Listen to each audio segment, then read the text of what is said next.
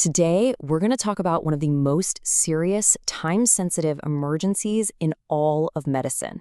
Seriously, this is a condition where every single minute counts, and where knowing the warning signs can be the difference between a full recovery and a life-altering outcome.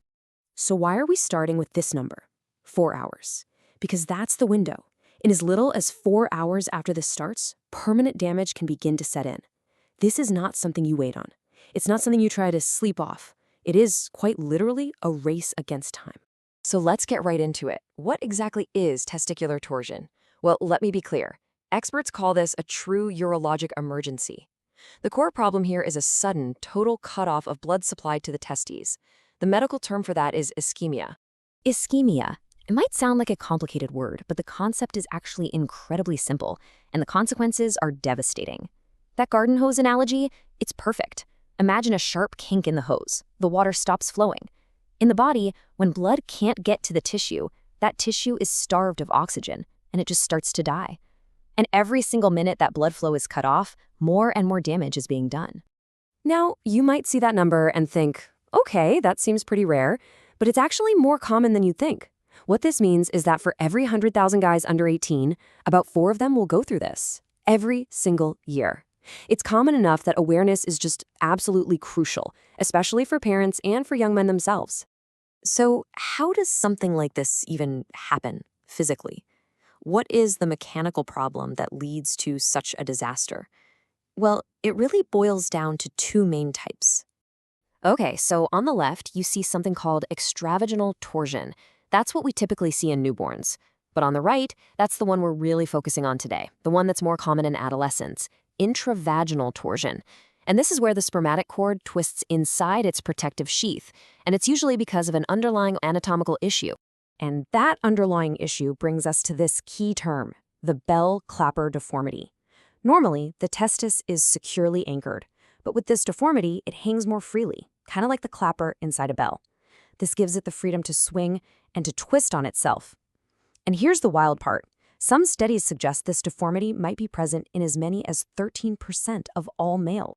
And looking at this, wow, this image from a real surgery just makes the problem so clear. You can see how that testis isn't properly anchored down. It's just free to twist on that spermatic cord. That extra mobility is the hidden danger. It's a structural problem a person can be born with and have no idea until the emergency strikes. Okay, so we know what it is and why it happens. Now for the most important part. How do you spot it? Let's go through the red flags that you absolutely, positively cannot ignore. Look, you take away just one thing from this section, make it this: sudden, severe pain on one side. This is not a dull ache that kind of builds up over time. It's often abrupt, like a switch was flipped. Of course, other signs like nausea, swelling, or noticing that one testis is riding higher than the other, those are also major clues. But for anyone at home, that sudden, intense pain, that is the biggest alarm bell you can get. Now, it's really important to know that other things can cause pain down there too, and you can see some key differences here. True torsion is usually sudden and severe, while other issues can be more gradual. But here is the most crucial point. You do not make this call yourself. This is not something you Google and self-diagnose. If there is any doubt in your mind, you treat it like an emergency and you get to a hospital, period. So you've recognized the signs. You've done the right thing. You're at the hospital. What happens next? Well, this is where the medical team officially joins the race against that clock.